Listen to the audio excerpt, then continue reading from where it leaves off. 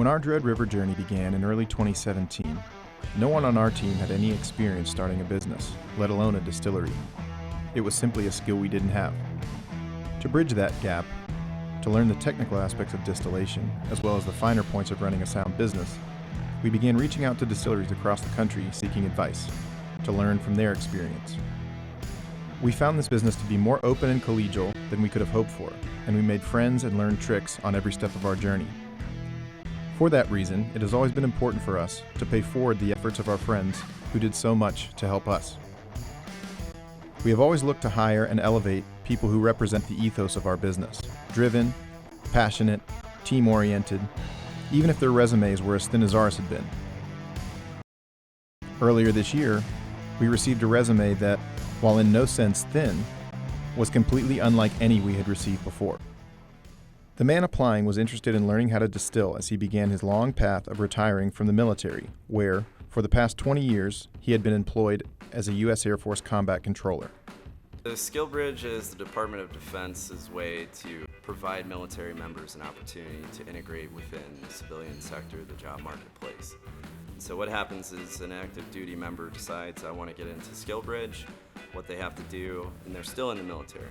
They're essentially put on loan from the military, whatever branch they're in, whether say the Air Force. They're put on loan from the Air Force for about 4 to 6 months.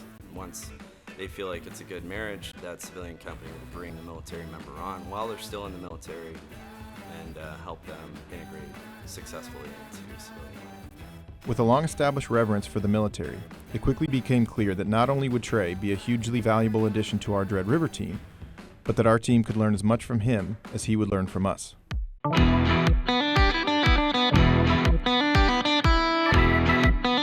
Well, with the Skill Bridge program, I was hesitant at first because, number one, it was new. It was new to us. I had never heard of anything such. I was thinking free labor, they come for 6 months, fantastic.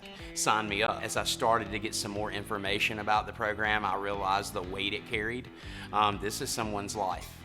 I think he and I have both shared some of the growing pains of coming from that environment into the civilian world and doing these jobs that there's not a regulation or rule book for. It's pretty cool to go through those growing pains with him together, but also just try to find a sense of comfort in knowing that, like, I've been out here a little bit longer than he has, but we're still transitioning because you never really take the uniform off. It was kind of awesome to have him with me because there's the beginning phase of like, let's figure this out together. We were kind of like a team on that, and it was cool to have someone else in my spot and we can kind of work through these problems and figure them out together.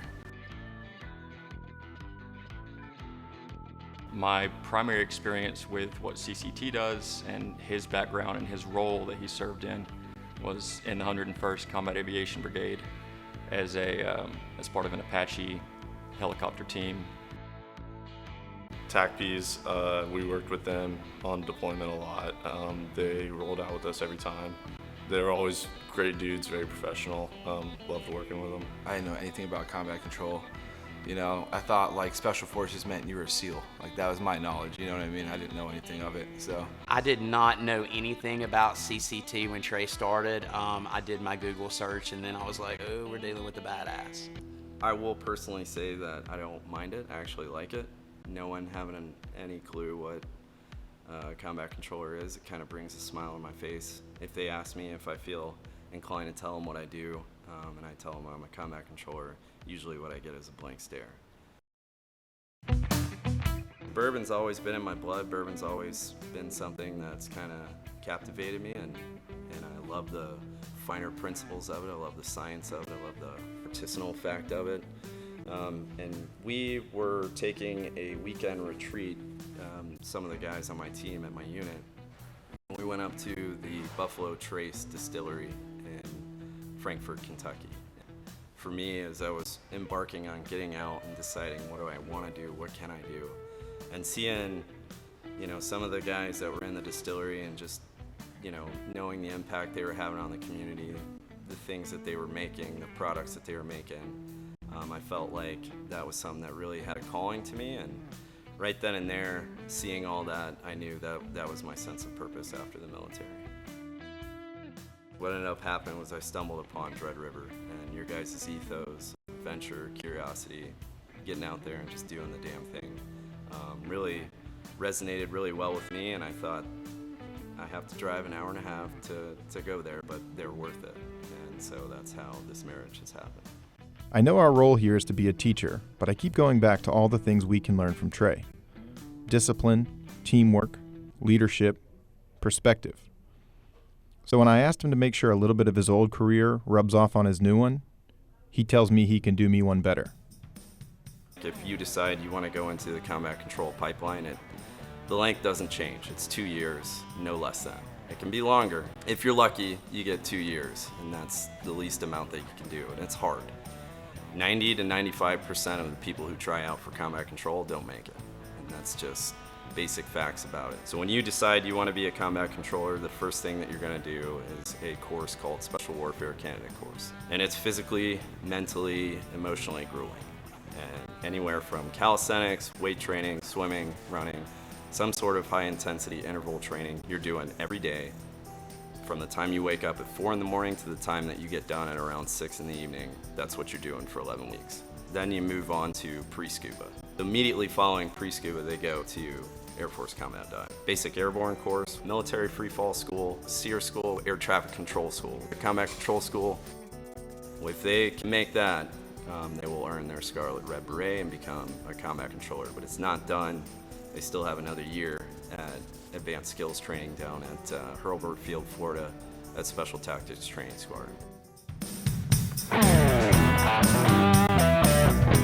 While Trey learns from us, he ships me off to Hurlburt Field in Fort Walton, Florida, to learn from the men and women who mold controllers. Often underappreciated in the special warfare community and largely unknown to the population at large, Trey wants me to learn what it's like to be and become a CCT. And while I played football at Auburn, which is no walk in the park, this is a whole different ballgame. In fact, I quickly learned it's no game at all. So to become a combat controller, it's a 2+ year process. So a lot of those, the training that we do, it sets the baseline, and then it ramps up so that when you're in a firefight, for example, or in a situation where things are very stressful, or you're very, task saturated, those baseline tasks are kind of second nature. You don't have to think about and can execute without hindering the mission. And so when we attach these other special operations teams that have been doing this together, we can kind of blend in and pick up some of those roles and some of those mission sets right alongside them in some of the toughest environments and situations. Given the vast array of potential mission requirements, it becomes clear to me that these men, like all Special Forces operators, must be in peak combat-ready physical condition at all times, as they are deployable around the world at a moment's notice. Learning about the regimen that CCT teams keep, I'm reminded of that of a professional athlete. For years, I've wondered how my own experience in football, for example, compares to boot camp or high-level military training. As if on cue, I recognize a familiar face. Joey Caldwell and I were teammates at Auburn and haven't seen each other in more than a decade. As the head strength coach for the 2-3 STS, my main responsibility is to get these guys ready and to keep them ready. So a lot of what we do is strength-based training. Strength is very important for the job in itself. So getting those guys prepared for the recovery aspects of what they've done in the past, and also just building up that strength base day in and day out to be prepared for work. When athletes are coming in, ground-based power is always going to be important. Training leg drive, being able to handle external load, master that load. Grip is very important as well. And then overall mobility, flexibility when it comes to being able to repeat an action. It's always good to be able to go through full range of motion through certain movements and just continue to stack positives when it comes to the weight room. I'm really big on working around injuries, not through them, but also not becoming your injury. The only way to get that area better is to lean on the resources that are here. Like there's a physical therapist here, there's athletic trainers, there's doctors. So the more information I can get from the operator as well as the professionals at hand, we can really focus on what in the program that person can do. Because at the end of the day, that's what it is. The weight room should be used to build up strength and consistency to be able to repeat that high level skill work, whatever that is. Understanding how each training modality affects the body is a big reason why these guys start doing it, because if they see the benefit of it, they'll start adding it into their battle rhythm. I just know what kind of impact that has from a sports standpoint, and I know that has carryover in this field as well. And a win's a win no matter where it is, right? So I just love seeing that kind of stuff, and being able to work with this population is always going to be special to me. After talking with Joey, I gained a small degree of the perspective I was looking for. However, Chris is quick to remind me that an elite level of fitness is simply the standard, the starting line. What makes a CCT different, special, is the wide variety of proficiencies they develop and maintain on a daily basis. A lot of the mission sets and a lot of the capabilities that we provide or offer, there's a broad spectrum between diving, shooting, jumping, vehicles, communications, everything. So it's a double-edged sword. It's great that we offer all of those things, but it's also difficult to maintain currency and proficiency in all those things. So that's definitely a challenge. The biggest misconception that I can think of is being like, they jump out of airplanes, they do air traffic control. I think that's the biggest misconception. Is while that is fairly true, there is some of that we do. We're so much vastly more than just that. Yeah, there's a lot of misconceptions even within the soft community of what combat control is. I feel like a lot of times half of my job is explaining what my job is to some of the other entities out there. The real perspective I've gained is that the men of Gold Team, Red Team, Blue Team, all CCT, are among the best trained, most highly competent warriors in the world. If I'm going into Afghanistan with a mountain team, a Green Beret mountain team, then I need to focus a little more on high altitude training. I need to focus a little more on mountainous work. The guys who are joint terminal attack controllers, they have to maintain proficiency on controlling aircraft and close air support. And everybody has to maintain proficiency on air traffic control. Everybody has to maintain proficiency on how to set up an airfield. It doesn't end after the pipeline. When you get to an operational squadron, you're still training. You're still trying to meet quotas to keep proficiency with all your qualifications. So one week might be a shooting week, next week might be free fall week, another week after that maybe close air support week where you're just focusing on JTAC stuff. We go to the range over and over and over again. Just because you get a JTAC rating doesn't mean that you're done, doesn't mean that you're done learning. So there's a lot of still sharpening those skills, learning new techniques and tactics so that when you're in that situation, when the bullets are flying or when lives are on the line, you're able to. What the Dome does is it provides a really good experience for the controller himself to get his procedures down, to get his processes down. And underneath the Dome, it kind of looks like that. But it doesn't do it justice. It doesn't, as the aircraft flies over, it looks kind of fake. And the way the munitions drop off the aircraft just doesn't equate to what you're seeing in real life. It does pale in comparison. It's not the real thing.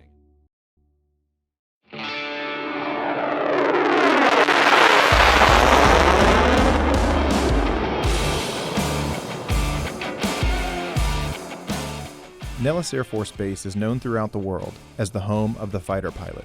This is where the real Top Gun occurs, and it's called the U.S. Air Force Fighter Weapons School. It is for the elite, the tip of the spear, the best of the best. However, weapons school, as I learned, is not just for pilots.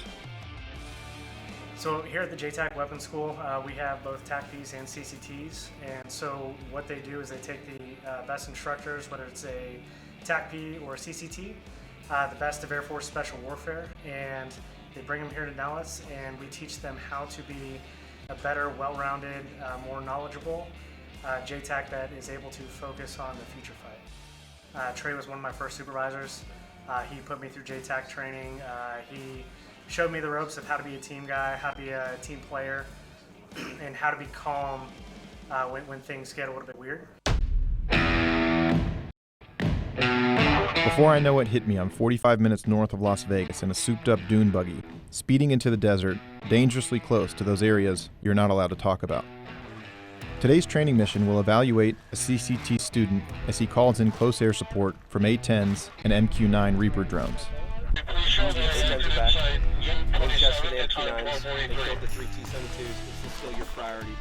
This is not a simulator.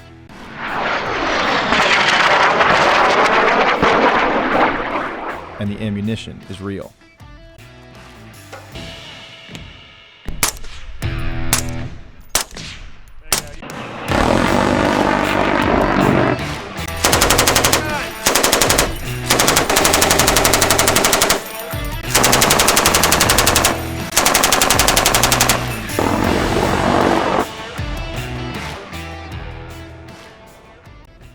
The staccato crack of machine gun fire,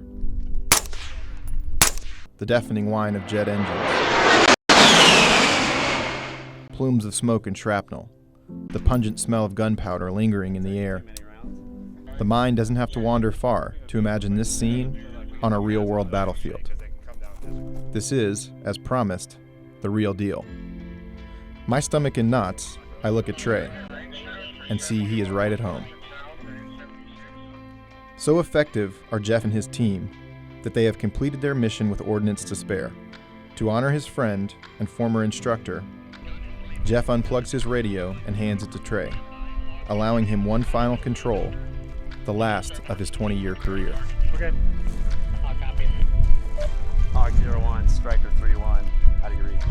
Striker 1, Hawk 01, ladder play. There is an almost ceremonial reverence as Trey calls in the jets one final time.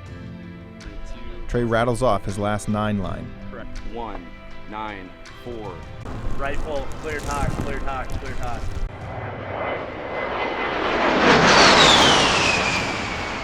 And the weapons find their targets with the surgical precision expected from a veteran CCT. As the jets return to base, they offer one final salute to Master Sergeant Bruner's service.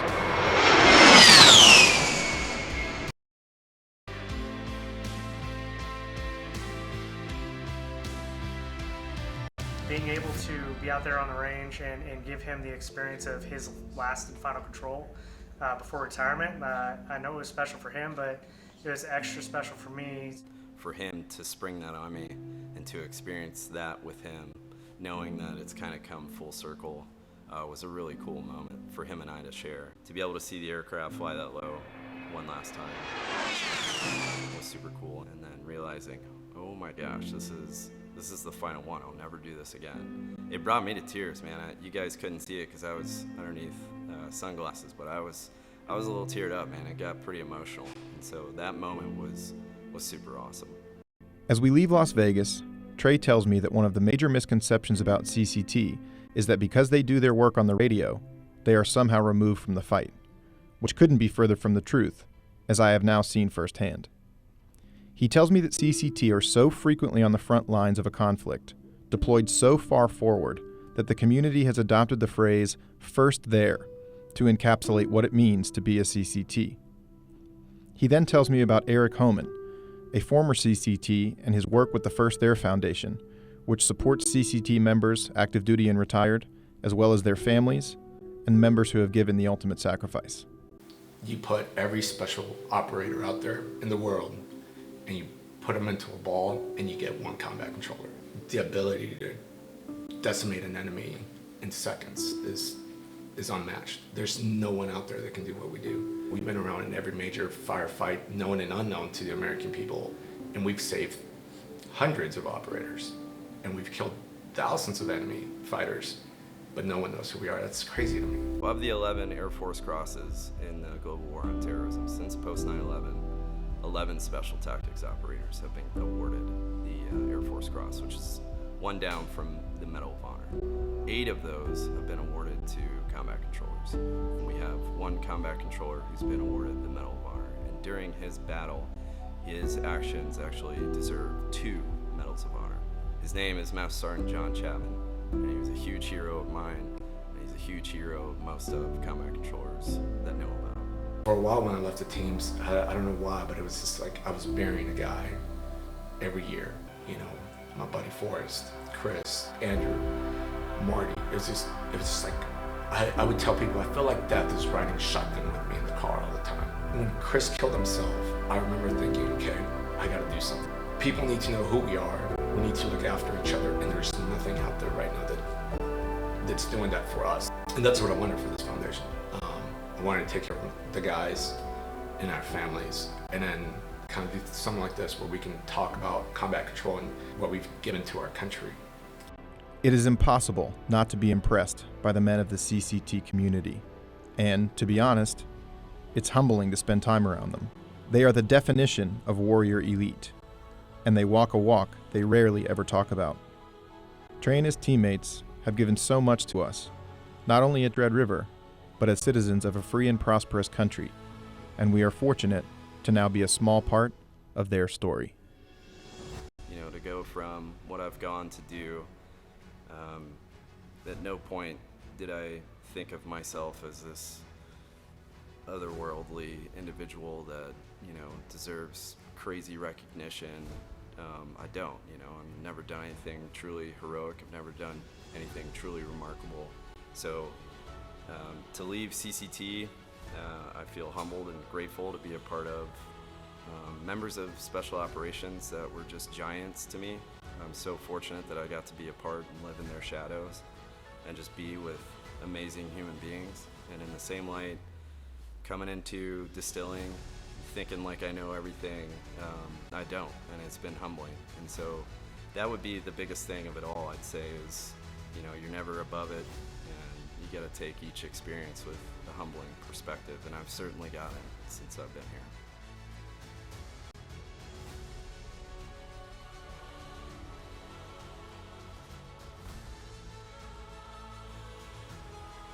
Next exercise, big Memorial push-up! Memorial push-up, 3 up!